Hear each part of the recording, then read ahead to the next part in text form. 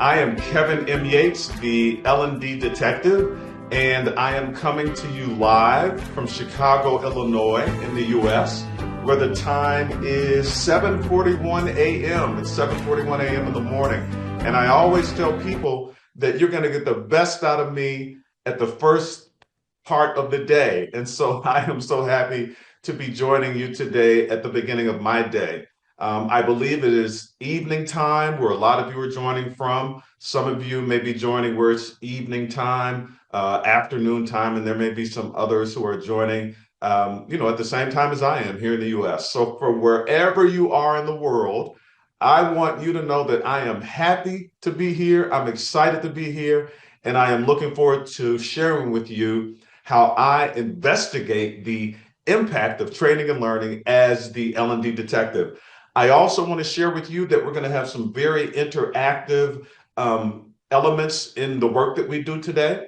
So you're going to need your mobile device. So make sure you have it handy. If you don't have your mobile device handy, that's okay. We have a workaround. But if you have your mobile device, make sure that you have it near you. So what you're going to do today is assist me in solving a measurement mystery. And the mystery we're going to solve together is, did training and learning measurably impact workplace performance? So you're going to work alongside me, and we're going to take a look at how we can measure the impact of training and learning with facts, clues, evidence, and data. I hope that you're ready, because I am. Here we go. So again, I shared with you that I am known in the industry as the L&D detective, and this is just a little bit about my background. This shares with you some of the companies where I have worked. I most recently worked with Meta, otherwise known as Facebook, where I served as measurement principal. And you can also see some of the other global brands that I have worked for there as well. And you'll also see where I have served in a lot of roles, a lot of different types of roles, including program management, instructional design, facilitation, onboarding. I've done a lot in training, learning, and talent development. I've been in training, learning, and talent development now for nearly 30 years. I know I don't look like it, but yes, I have been in training, learning, and talent development for quite a while. I am fortunate to have worked with some incredible brands, and I am very fortunate to have served in many different kinds of roles. And so my background and my experience informs the work that I do as the L&D detective. So let's dive right in. I have a question for you, and Anjali, this is where I'm going to need your help. So my question to you: how do you define impact for training and learning? Use the chat feature to let us know how you define impact for training and learning. So again, guys, use the chat. We're happy to hear your thoughts and ideas about how you define impact. I'm curious to know how you define impact. And so, Anjali, I'm going to ask you to come off mute and let me know if there are people who are adding their thoughts and ideas for how they define impact to the chat. Are you there, Anjali? You may still be on mute. Yes, Kevin, this is Setole here. I will answer on behalf of Anjali here. All right. We actually have a very good comment here by Preeti, who is saying that how much it aligns with the business problem we are trying to solve. So that's the first comment we have here. Anything else? Anyone else sharing how they define impact? Yes, there is another one by Yulia saying that change in the performance behavior. Shift performance behavior. Awesome. What else do we have? Another by Satya Prakash, improving knowledge. Improving Improving knowledge, knowledge. All yes. right. And All another right. Disha, who is saying improved confidence.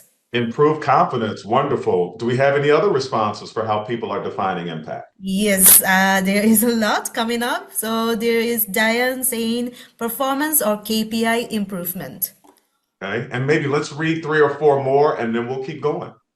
Yes, so another one says resulted in overall incomes. Overall incomes. Yep. Sorry, resulted in overall outcomes, not incomes. Yes. Yes. Yes. Yes. Okay, another one says allows us to have different perspectives. Allows us to have different perspectives. How about one more?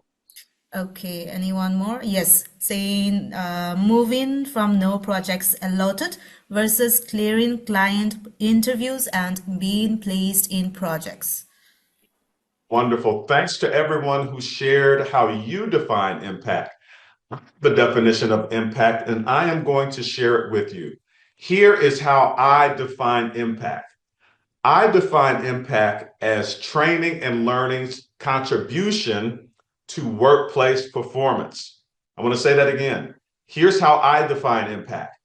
I define impact as training and learning's contribution to workplace performance. And so when I am investigating impact, I am investigating how training and learning is contributing to human performance and business performance. And so when I am looking for facts, clues, evidence, and data that reveals the impact of training and learning, I am collecting those facts and the clues, the evidence, and the data that shows how training and learning is measurably contributing to workplace performance. Now, I'd like to spend a little bit of time talking to you about what I mean when I say contribution. So here's what we know to be true. There are multiple contributors to human performance. There are multiple influences that will activate human performance. Training and learning cannot do it on its own.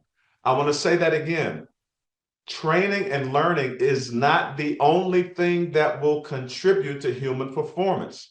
Training and learning and training and development is one of the things that will contribute to human performance, but it is not the only thing. And so what you see here are some examples of the different types of contributions or contributors to human performance. So workplace culture contributes to human performance. Manager coaching and support, that contributes to human performance. Natural ability, what people are naturally good at, that contributes to human performance. And as I said earlier, training and development, that is a contributor to human performance as well. Compensation, dollars, money, we like to get paid. And so that contributes to human performance as well. Tools and technology, the different types of performance support that we have, that will contribute to human performance as well. Rewards and recognition, being acknowledged for the work that we do, that contributes to human performance. And our workload, how much work do we have on our plate? How much work do we have to do? That all contributes to human performance. So when I talk about contribution to workplace performance, I am talking about all that there is that has the potential and the power to contribute to workplace performance, including but not limited to training and development. Similarly, when we talk about contributions to business performance, there are multiple teams in the business that are contributing to human performance, or rather to business performance. And what you see here is an example of the different types of teams in businesses and organizations that may be contributing to business performance. You'll see here where L&D is one of the teams, just one of the teams that contributes to business performance, but there are other contributors as well. It takes a village. That's what I like to say. It takes a village to achieve business goals. And so while L&D is one of the teams that can contribute to business performance, it is not the only team. So when I am measuring the impact of training and learning, I am measuring training and learning's contribution, because again, training and learning cannot do it on its own. And so as we think about these different performance contributors, it makes up what I like to call the performance ecosystem. And in the performance ecosystem, we have that swirl of things that we just talked about in terms of the different teams that are contributing to business performance and the different types of influences that contribute to human performance. Training and development, learning and development are part of the ecosystem that is driving performance. But training and development as an experience and L&D as a function cannot do it alone. It takes a village. And so we are part of the performance ecosystem. We are not the only thing that can contribute to and influence business performance. And so when I am investigating impact, I have to keep that in mind. Now, I want to share with you a definition that I have for workplace performance. We talked about human performance and all that there is that contributes to it. We talked about business performance and the different teams that are contributing to business goals. So my calculation, my formula for workplace performance is human performance plus business performance equals workplace performance. And I am focused on that because as the L&D detective, the work that I do is focused on investigating training and learning's contribution to workplace performance. Again, because training and learning cannot do it on its own. So I am investigating and measuring training and learning's contribution to workplace performance. Here is what I believe makes measurement successful. When we're measuring the impact of training and learning, there are four elements that I believe will make our efforts for measuring impact successful. The first thing is that we must conduct a performance needs analysis. If we're going to impact performance, then we need to conduct a performance needs analysis. We need to define impact before we try to measure it. If we don't know what we're trying to measure, it's going to be very difficult to evaluate. It's going to be very difficult to investigate. So we need to define impact before we try to measure it.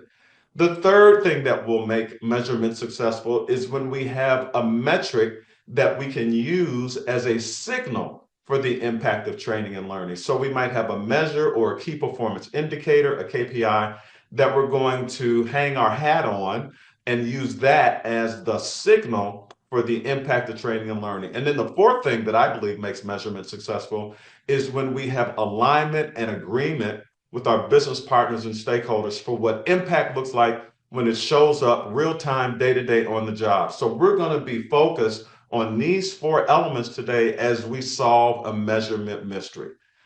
There's an important idea here that I want to share with you. If we don't plan for impact in the beginning, it's going to be very difficult to measure in the end. And so today we're going to spend the most of our time taking a look at how we plan for impact so that we are then in better position to be able to measure impact. A lot of organizations fail because they don't take the time to plan for impact. So what we're going to do today is roll up our sleeves and take a look at how we plan for impact so that we can do a better job at measuring it. And we're going to do that by taking a look at a case study. I'm going to introduce to you a case study. We're going to be using this case study to solve a measurement mystery. We're going to be introduced to a few characters. We're going to be introduced to a few scenarios, and it will all help us solve a measurement mystery. So, ladies and gentlemen, I'd like to introduce you to our case study. Mobile for Earth is a global mobile phone company. They manufacture mobile phones and provide voice and data services.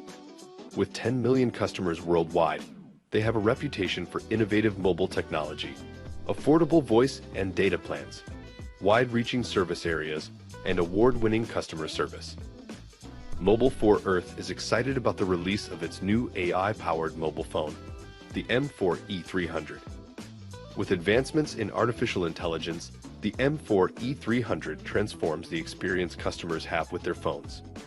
Pre-orders indicate customers' interest in purchasing the new phone.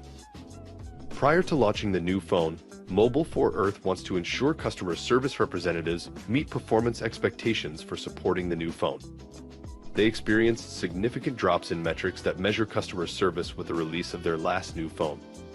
They do not want the same to happen with the release of the M4 E300. Carlos Rivera leads the products and innovation team and submitted a request for training customer service representatives as part of readiness for release of the new phone.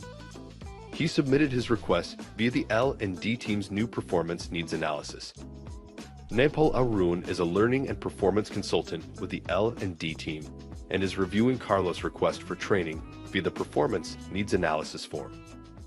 All right, so here's what we know. We know that Nepal is an L&D consultant. And we know that Carlos works in the business as an executive, and he submitted a training request. And via the training request, he is completing a performance needs analysis that accompanies his request. So let's take a look at the performance needs analysis form that Carlos, the business executive, completed for his training request. Here's where I'll need you to pull out your mobile device, open your camera, and scan the QR code. it will take you to the performance needs analysis form that Carlos completed in response to his training request. So take out your phone, scan the QR code. It'll take you to the performance needs analysis form that Carlos completed. If you don't have your mobile device, that's okay. You can go to the website that is listed below the QR code. So you can type into your computer in your browser, go to kevinmyates.com/PNA1, and that will take you to the performance needs analysis form. So again, let's be taking a look at the performance needs analysis. You can scan the QR code with the camera on your phone, or you can go directly to the website that will show you the performance needs analysis form that Carlos completed. If you go to kevinmyates.com/PNA1. So I'll give you a couple of minutes to take a look at that performance needs analysis form. And Anjali, I want to make sure that you're able to see the performance needs analysis using the QR code or the web address. Anjali, could you just come off Yes, mute? yes, All I'm right. able to see, and I guess everyone is like scanning the QR code and giving their views there. Very So, good. we have one question from Miss Julie, like, how do you measure the behavior change? We're going to talk about that. Stay Yes, tuned. All of that is coming. All of that is coming. Yep. All right. I yes, just wanted to make sure that everyone can access the code. So again, yes, we're going to give people a few minutes. So remember, guys, what you're taking a look at is the performance needs analysis form that Carlos submitted in response to his trainer request.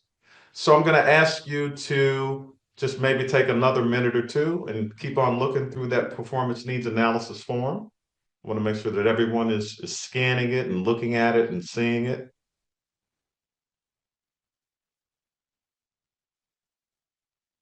All right. Hopefully everyone is able to see that performance needs analysis form that Carlos submitted.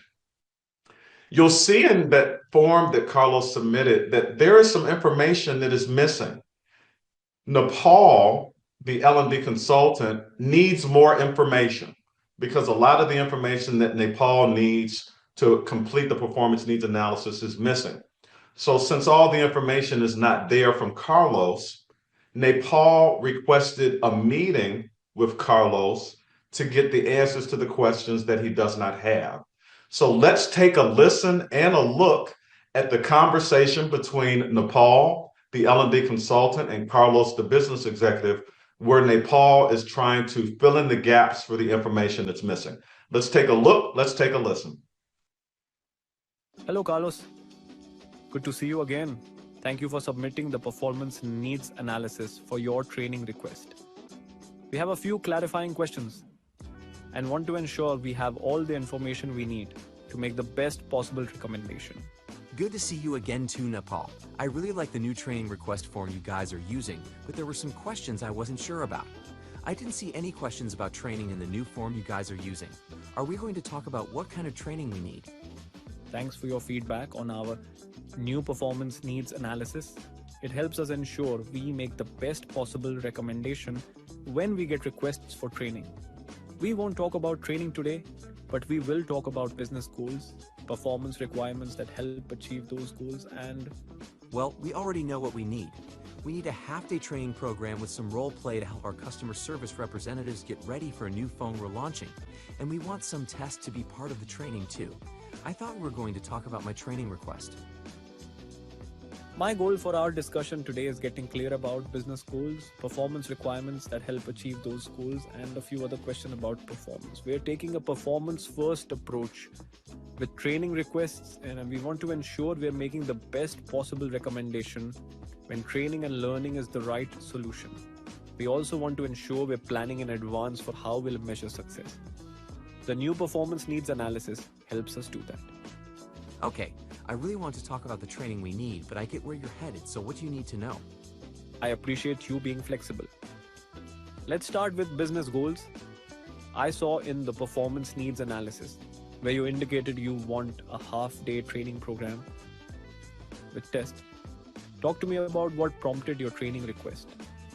We're launching a new mobile phone powered by artificial intelligence, and we want to ensure our customer service experience scores don't take a hit when customer service representatives get support calls. The last time we launched a new phone, our customer service experience metrics took a big hit because we weren't ready. We can't let that happen again. We're the industry leader in customer care, and we want to maintain our reputation. You say the business goal is maintaining and sustaining our customer service metrics? Yes, that's exactly it. That's the business goal. And what about performance requirements that help achieve the business goal? What do you mean? Can you describe the skills, behaviors, and capability that's needed to maintain our customer service experience scores? I'm not sure I can answer that question, but I can put you in touch with someone who can. Our HR rep, Theodore, can probably help. I'll send Theodore an email and copy you. Sounds good. Let's talk about the collective effort to achieve the business goal. Training may be one of the things we do to support the business goal, but what other teams are supporting the business goal, or what other work is being done? Good question. There are other teams doing work in preparation for the launch of our new phone. The technology team is implementing a new knowledge system for customer service reps. The benefits team is exploring incentives for customer service reps who meet or exceed performance expectations, and customer service managers are getting training on how to use the new phone. I can connect you with the leaders for these projects. This is very helpful. I have just a few more questions that will help us make the best possible recommendation for your training request. All right. So what we just saw is a conversation between Nepal, the L&D consultant, and Carlos, the business executive. I hope that you saw in that conversation where Nepal was asking Carlos the questions, the same questions that were in that performance needs analysis form. He was working to fill in the gap. I hope you also saw where in that conversation there was a shift in thinking where Nepal was really trying to have a performance-based discussion and Carlos was more focused on training. Nepal is focused on discovering and uncovering the performance needs so that he can make the best possible solution. What Nepal is doing right now is the planning up front for impact so that when it comes time to measure impact, it will be easier to measure in the end. You also saw where there were some questions that Nepal had that Carlos could not answer. And so, what Carlos committed to doing is following up with the HR representative, Theodore, who has hopefully the answers to the questions that he could not answer. So, what we're going to do next is take a look at the email that Carlos sent to Theodore to get the answers to the questions about performance that he cannot answer himself. So what I'm going to ask you to do, pull out your mobile device and scan the QR code, and you'll see the email that Carlos sent to Theodore to get the answers. He also copied Nepal on that email. If you aren't able to scan with your mobile device, you can go to the website that's listed here on the screen, kevinmyates.com/V2 email 1. If you go to that website, you'll see a copy of the email. If you scan the QR code, you'll get a copy of the email. So I'm going to give you, a couple of minutes here just to scan through that email. And I just want to do a quick check-in again. Anjali, are you able to see the email with your Yes, mobile device? Awesome. yes, Just wanted to do a yes. quick check-in and make sure. So we'll give Yeah. everybody a minute or two to take a look at that email. And then I have a question for you, audience. So get ready to use the chat. I'll give you another minute to read through that email.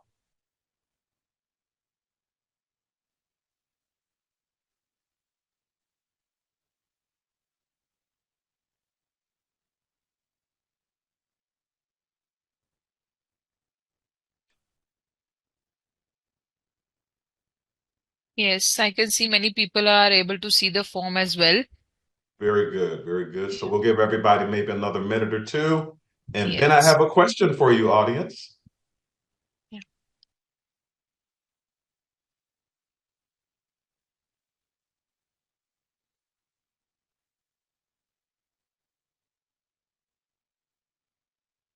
All right.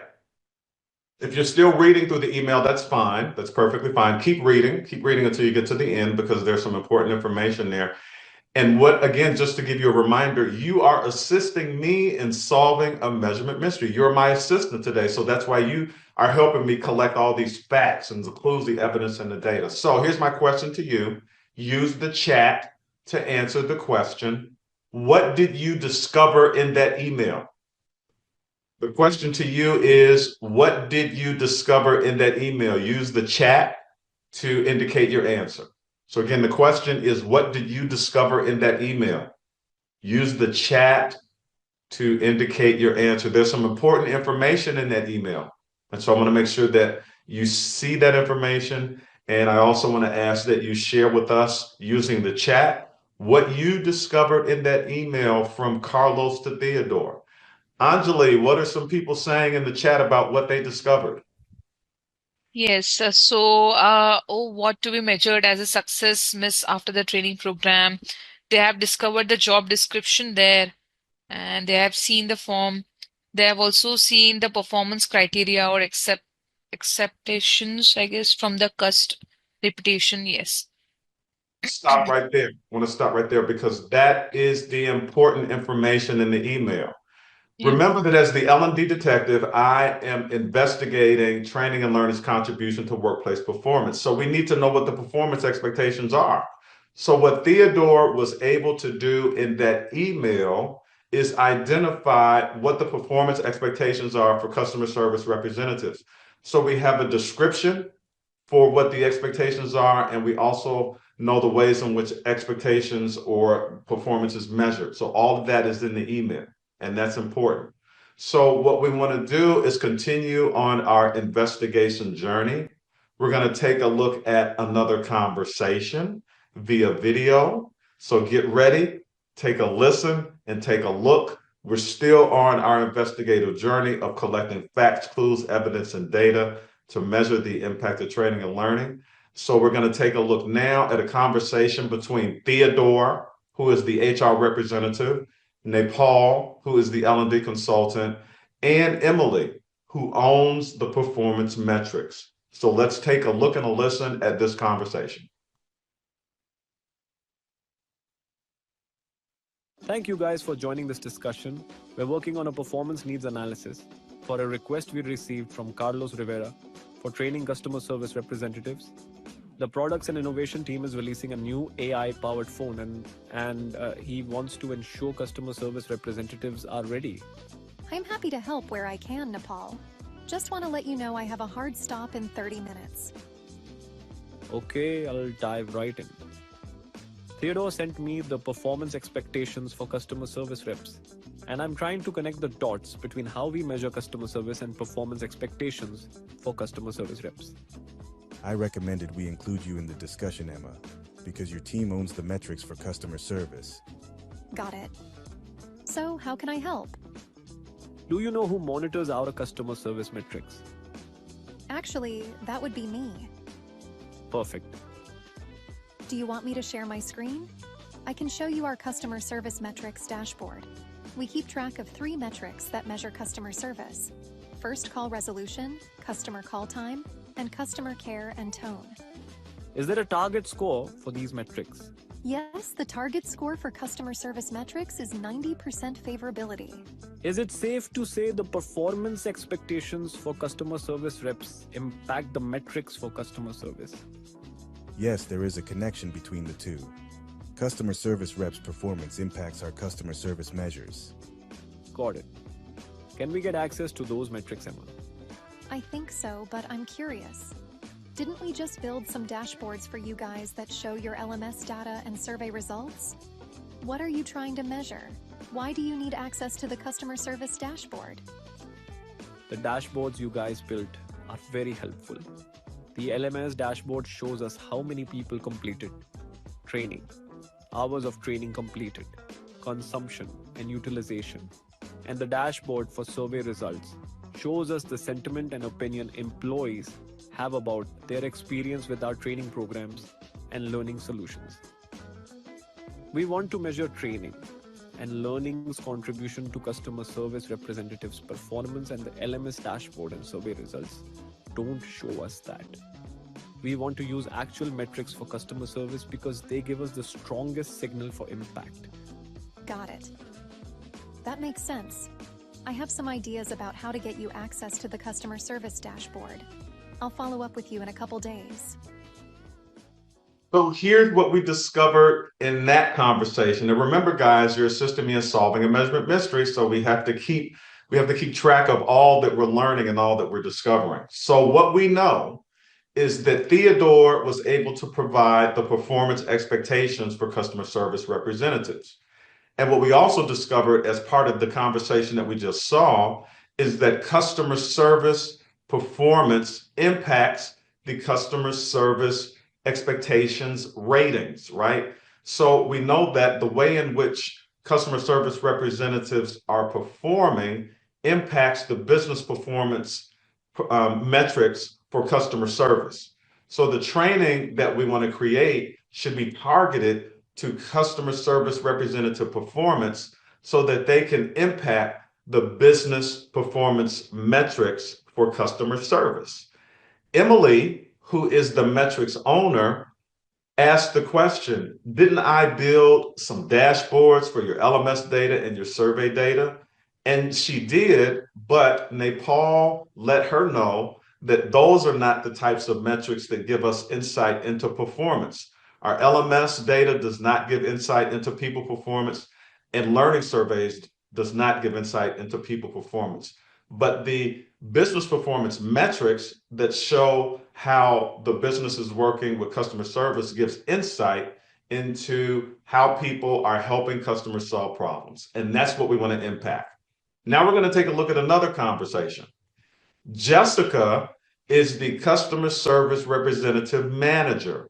She found out that Nepal is working on a training request from Carlos. So she had some questions about the training that Nepal is working on because she is the customer service representative manager. So she's curious about what Nepal is working on. So let's take a look and a listen at the conversation between Jessica and Nepal. And remember, Jessica is the customer service representative manager. Carlos told me about the training program you guys are working on to get our customer service reps ready for release of the new AI-powered phone. When will the training be ready? We're still exploring what the best solution is and haven't made any decisions about timing yet. I can copy you when we send our recommendation to Carlos. Okay, I'll be on the lookout for that. I'm curious about whether or not we can isolate the impact of training. Our reps take a lot of training and we don't always know the difference training makes. Is there a way to isolate the impact? We could potentially do a test and control group analysis. Are you familiar with test and control groups? Not really. So a test and control group analysis would be where you have two groups of customer service representatives. With all else being equal between the two groups, the only difference is the test group gets training while the control group does not. Why would only one group get training? We would compare differences between the two groups. We would want to see if there are any differences in performance between the group that gets training, the test group, and the group that does not, the control group. I don't think that'll work for this project. Release of the new phone is a global launch, which means all our customer service reps need to be trained and ready at the same time when customers call for help with using the new phone. We get the strongest, most credible and reliable signal for the unique contribution of training and learning with test and control groups, but with the need you have for ensuring all your customer service reps are trained at the same time and ready for the new phone when it launches. I can see how test and control groups is not an option. Is there anything else we can do to isolate the impact of training? Let me think about that and get back to you. It's what we know. We know that test and control groups is the most credible, reliable way in which to get a signal for the isolated impact of training and learning. When you have a test and control group, you can compare the one group that got training to the group that did not get training, you can compare and contrast the differences between the two and get an idea about how training and learning measurably impacted human performance in an isolated kind of way. So there are times where there is an opportunity to isolate the impact using test and control groups, and there are times where it's not possible to do that. And Jessica, the customer service representative manager, gave a good example of a time where it's not possible, because when you do isolation and use test and control groups, there's one group that gets training, there's another group that does not, and that then kind of slows down the time for everyone to get trained. Well, in this instance, with what this business is trying to do, everyone needs to get trained at the same time as quickly as possible. So there are times where isolating the impact of training and learning makes sense and it's possible, and then may be some other times where it is not, using a test and control group. So now let's fast forward.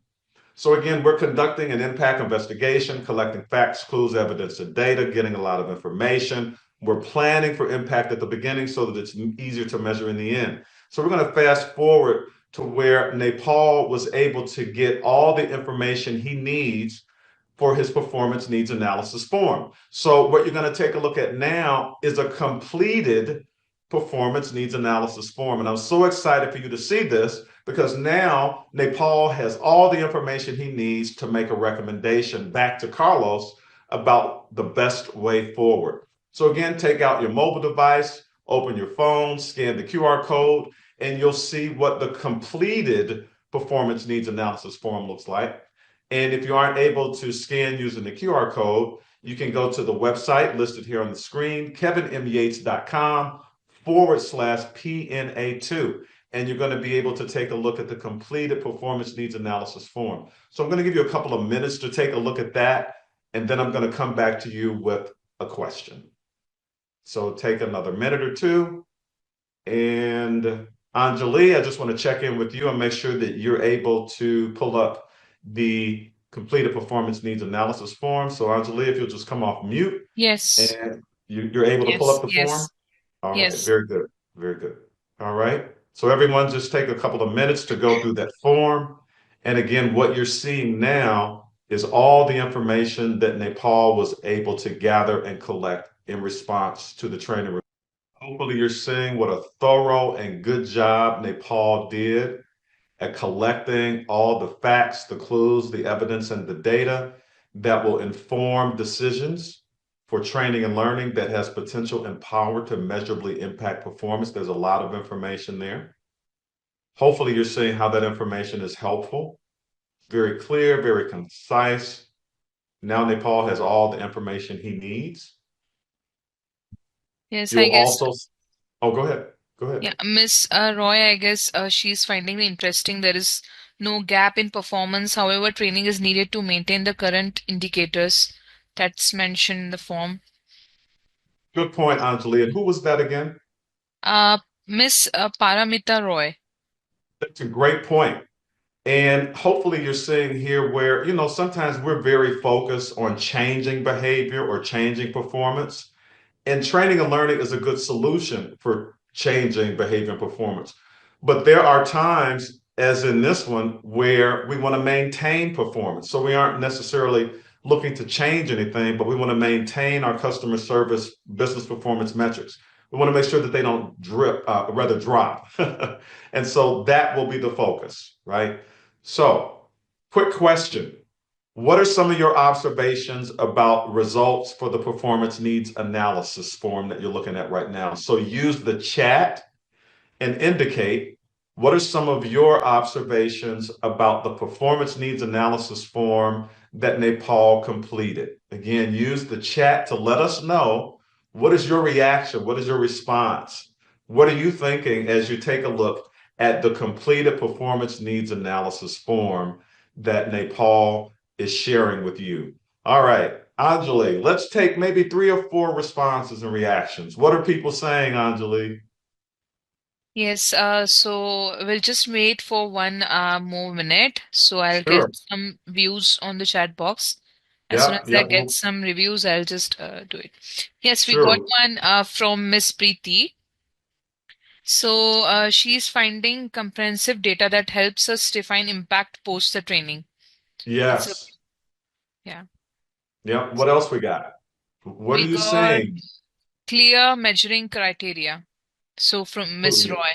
Yes, clear measuring criteria. We need to know that up front because you Correct. remember I said earlier that we need to define impact before we try to measure it. So we're getting all that information here. Maybe read one more, Anjali. Yes, yes, I'm waiting for everyone to just make this point. Yep. Does Yeah. anyone else have an observation you'd like to share? If so, use the chat. Yes. And if nothing comes through, Anjali, that's okay. No worries. We can keep moving. Anything come Okay. through? Not yet. As Okay. yes, we can move Well, forward. No problem. yes, we'll keep moving. Okay, so Yes. now you have the performance needs analysis results from Nepal. Nepal is now able to make a recommendation to Carlos for the training or learning that he believes will help meet the business need. So let's take a look at the email that Nepal sent to Carlos with his recommendations based on the performance needs analysis. So again, pull out your phone, scan the QR code, or you can go to the website to take a look at that email that Nepal sent to Carlos. And the web address, if you want to use that, is kevinmyates.com/B2 email to. So what you're going to take a look at now is the email that Nepal sent to Carlos with his recommendation based on what he discovered from the performance needs analysis. So take a couple of minutes to look at the email that Nepal sent to Carlos. Anjali, I just want to do a quick check-in. Are you able to see the email from Yes. Nepal to Yes. Carlos? Very good, very good. Yes. Just wanted Yes. to do a quick check-in. Yep. Yeah. Yes, I guess people are also watching the email as well. Very good, very Yeah. good. Yeah.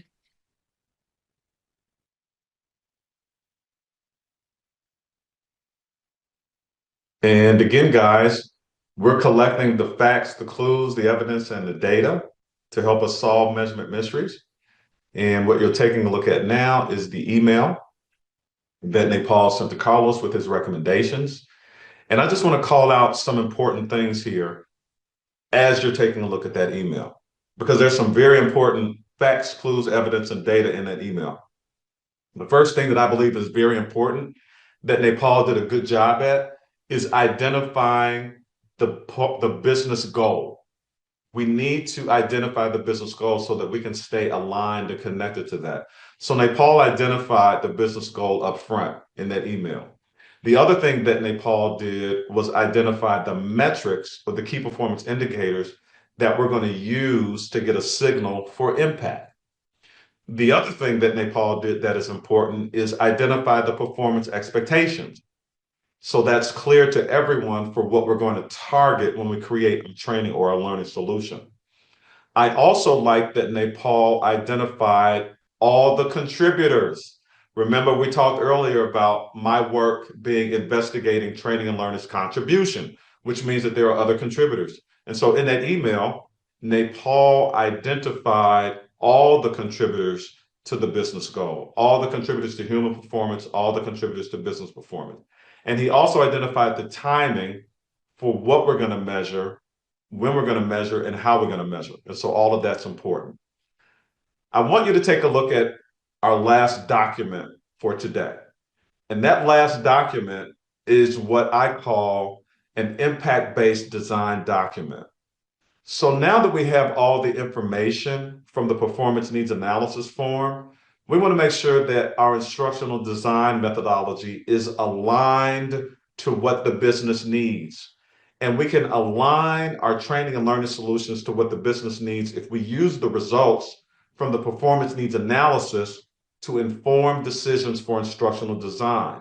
So if you pull up the instructional design document using the QR code here, or you can go directly to the website. The website is listed below the QR code.